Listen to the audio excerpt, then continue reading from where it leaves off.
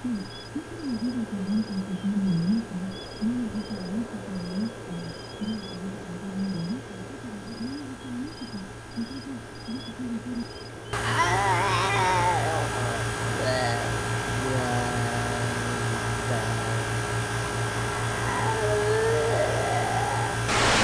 all got tetanus and died a horrible death. Everyone is entitled to be wrong once in a while. All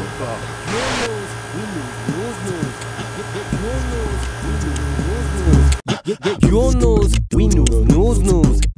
Your news. You know, Doug, sometimes I like to think back on the entirety of the human accomplishment, wonder, and its sheer magnificence. I like to eat the fried onion straight out of the tub.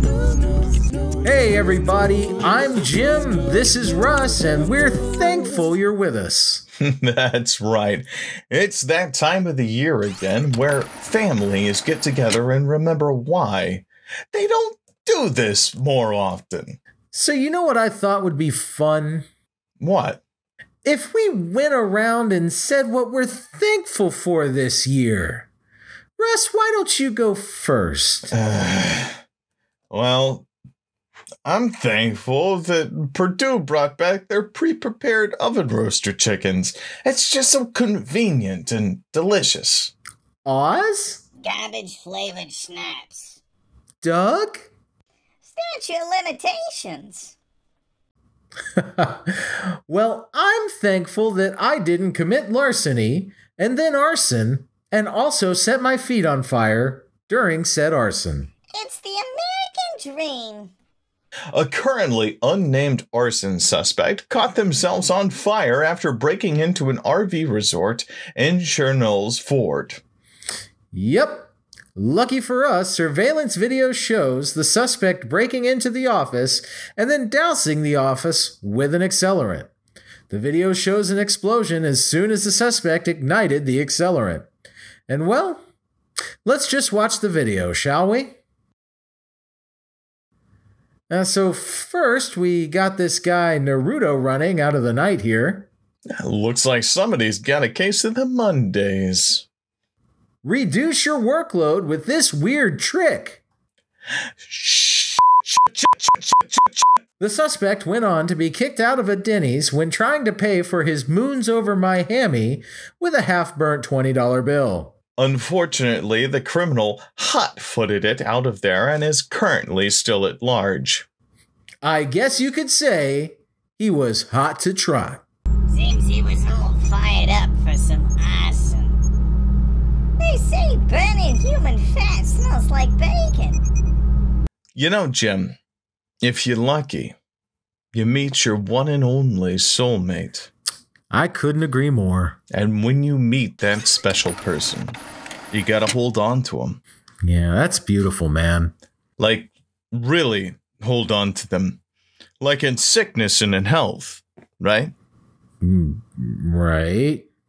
Like if they died. Oh, yeah, God forbid. You don't just move on, right? No. You'd wallow in grief for 2 years and then creep into the crypt you had commissioned, some would even call it a shrine, in the dead of night and steal their decaying corpse. Well, I mean, I wouldn't. You know, this feels very specific. Karl Tanzler was a German-born radiology technologist who developed an obsession for a young tuberculosis patient. They met in the hospital, and Carly Boy became smitten. Aw, young love. Oh, she was young, early 20s. He was almost 30 years older than her. Ew. Oh, but the ooh doesn't stop there. After the aforementioned crypt thievery, iCarly over here brings what I can only assume was a human-shaped booger home. Ew! Where he recreates her face using glass eyes, plaster rags and paint for her face, stuffs her skeletal frame with straw and rags. Ew! And later, scientists who did the eventual autopsy on the corpse found a artificial vaginal canal. Gross. He wasn't found out until 7 years later, when the woman's sister discovered the corpse in the bedroom of the man's home, which was in Florida? Yeah, of course it was. All right, and up next is sports. Wait, sports? So when do we have sports? Since I found some bodies. You mean somebody? If by that you mean I pieced together a sports anchor from corpses I may or may not have stole from the funeral home, then yes. Russ, Jim, it's great to see you. In fact, it's great to see anything, as I've apparently just come into existence in this dank basement. You know, maybe it's the formaldehyde in my veins, or possibly the massive brain damage I have undoubtedly experienced, but I want to talk about sports. Specifically, I want to talk about the centuries-old competitive sport of shoving vicious rodents down your pants, otherwise known as ferret legging. Although it sounds like another name for an unshaved Italian woman's legs, ferret legging is a Scottish game of perseverance. Let's watch, shall we? Wow, I'm mostly dead, and even I wouldn't do that.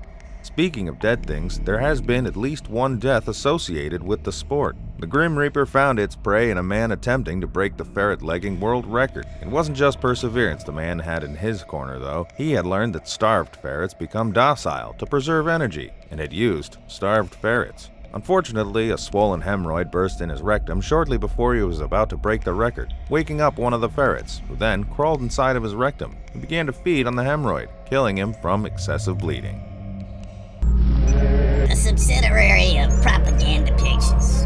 The kids come for the serious murder eagle, but they stay for the bland, echoey hymns. Alright, I'll give you a day of Thanksgiving, but that's all I can do. Christmas has everything back to August already booked. One of these people is a deranged murderer. Can you guess who?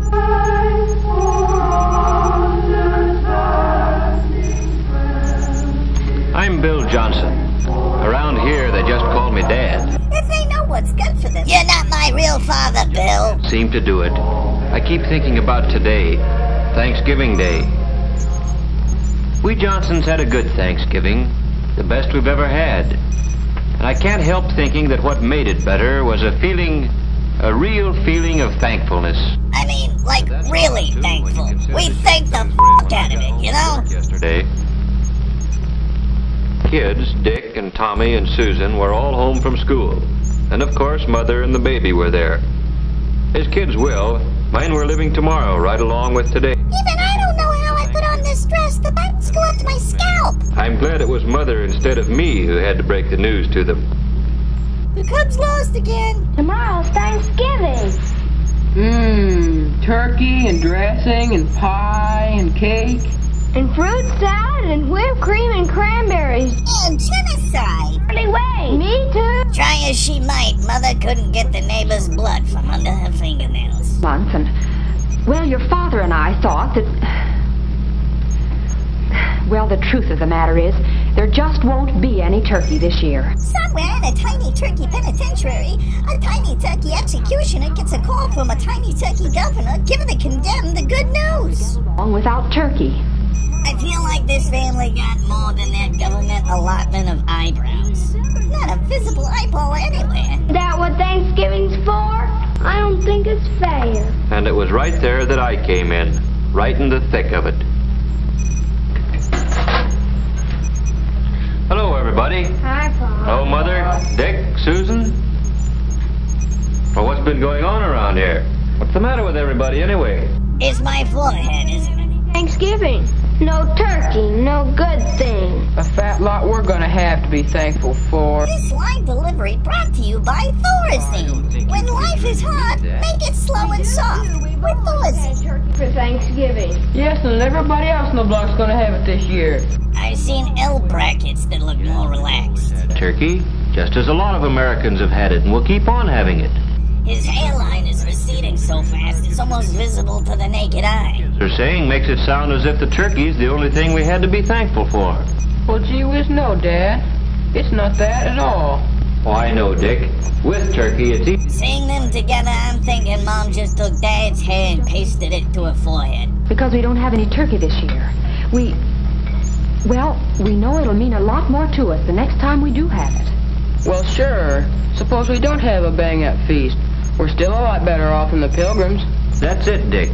And you? Yeah, we only have to kill people that don't look like us every once in a while. Not every day. Freedoms and privileges the Pilgrims gave us.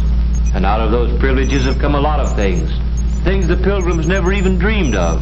Like flamethrowers, disposable diapers, and AIDS. But now hold on a minute. I think that pot in his hands is just about the saddest thing I've ever seen. It's like a love letter to a dead baby. You've got to feel it down deep before you can really be thankful for anything. I tell you what let's do. Let's take a little more time to think this over. When you get right down to it, there are some pretty tough decisions in making up your mind what means the most to you. Your life? Sure, that's one thing you can't get along without. But do you know that there are some places in the world today where you have to get along without just about everything else? The original version of Starving Kids in Africa was boring and in black and white. But I'll bet you one thing. If we really think over what we have to be thankful for, when we sit down to whatever Mother fixes to eat tomorrow, we'll be one family in America that will really have a Thanksgiving dinner.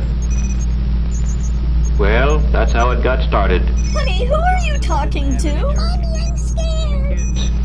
No, I mean everybody likes to make something special out of a special day. So we fell back on something as old as the Pilgrims. Witch burnings. Ordinary blessings that we had to be thankful for. Little gunpowder, some ball bearings, they'll all pay. A young Courtney Love daydreams about married life.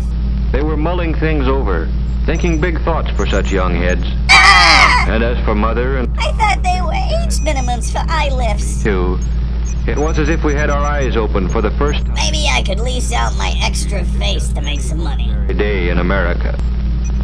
I hope everyone likes cat. Took our places around the table and we were ready. And then, well, we all knew it. There are some things you just can't say.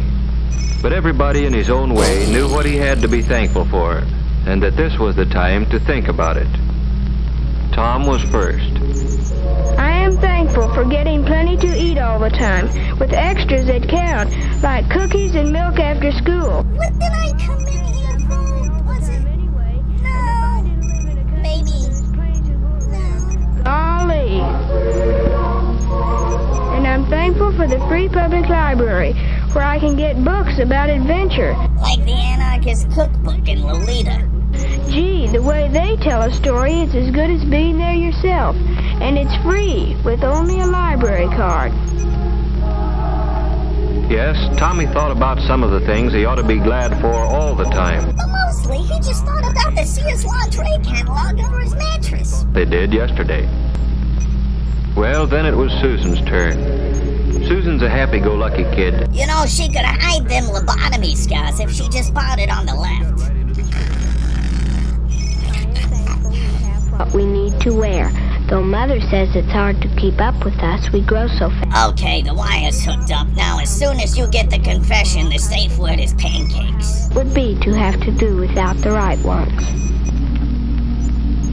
I'm glad to be able to go to Sunday school. Pour some sugar on me, Lord, in the name of love. I'm thankful for my mother and daddy, that they are here with us, that both of them aren't too worried about things to take time to have fun with us. Oh yeah, you can tell these two just ooze fun. I think that might just be castor oil. I guess Dick, being the oldest, was having some pretty serious thoughts. Thoughts like, why am I dressed like a South Miami pimp? And do other boys my age use shellac to style their hair? Open their doors to a guy who wants to learn. What is the common denominator of the... Screw this, I'm gonna be a ditch digger. And the community is rated by how well it teaches him. I'm glad I've got a chance to play, batting a ball around once in a while. Hey, Dick, where'd the bloodstains on that bag come from? Growing up in America. Sure, baby Janet's I don't bow my head because all babies are atheists. We know the truth. even to tell us the things that make her happy. That's right, sweetie. Just keep playing with the water. Don't mind the 6 grown men with a camera and sound equipment filming you nude. Feels to be clean. about playtime with Mother and the security she feels in Mother's arms. Her large, sinewy arms, dusted with coarse, dark hair. Excuse me. Tending children daylight to dark. Her only reprieve is the death that she prays for every day, but still somehow eludes her, how it mocks her so.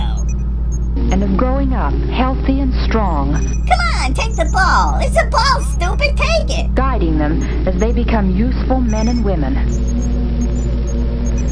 And I'm thankful for all the things our American system makes possible for the... Mother makes extra money by pressing John Goodman for the new season of The Conners.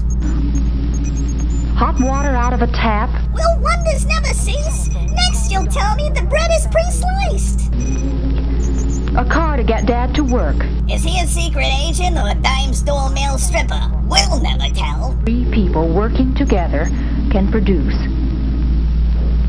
I'm thankful that when my neighbor drops in to borrow a cup of flour, we've got the right to talk about anything we want to. Well, anything except that hair. Oh, you Jane Jones hat.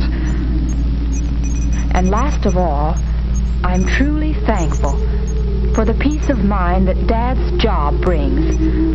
For knowing that even though there are lots of luxuries we can't afford, there still will always be enough to go around. There's an extra 5 if you wet your lips for me. I'm glad Dad doesn't work slave hours. That there are evenings and Sundays and vacations when we can all be together. That's Mother for you.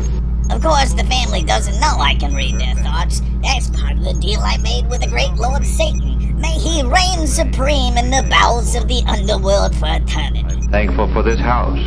It may need a coat of paint, it has a mortgage, but it's ours. This is the site of the grisly Thanksgiving Day massacre, which we're told started because of a lack of turkey. This house our home. The happiness here. Not just today or on Christmas morning, but on a day-to-day basis. Here, Dad, cocaine is better if you eat it. For knowing that a knock on our door means nothing to fear. A friend calling, or maybe a bill collector, or a kid selling magazines. You never know what to expect. But you can count on one thing. It's not going to be some political... Dwight Eisenhower visits the blandest family in America. Freedom. And I'm glad that that freedom we've got lets me choose the kind of work I like and can do best. Sure, the Garrison hat wasn't part of the company uniform. Sure, they asked him to take it off multiple times. But when a man has a fetish... like that gives me a lot of satisfaction. And I'm thankful for my newspaper. Just a few cents worth of printer's ink and paper, but more valuable than any amount of money. Because in it, the editor's got the privilege of printing what he thinks. Newspaper or manifesto, you decide. However the facts strike me. It's the look of a man reading only pictures. The editor and I have the right to act on our opinions on election day. Mr. Smith goes to a glory hole. And finally, I'm thankful for being able to believe, in spite of everything, that somehow, someway, the unity we've got here in the Johnson family will someday spread to men and nations throughout the world. Yes, it was that Thanksgiving that Mr. Johnson began his dogged pursuit of worldwide domination. Does anyone else hear the singing, or is it just me?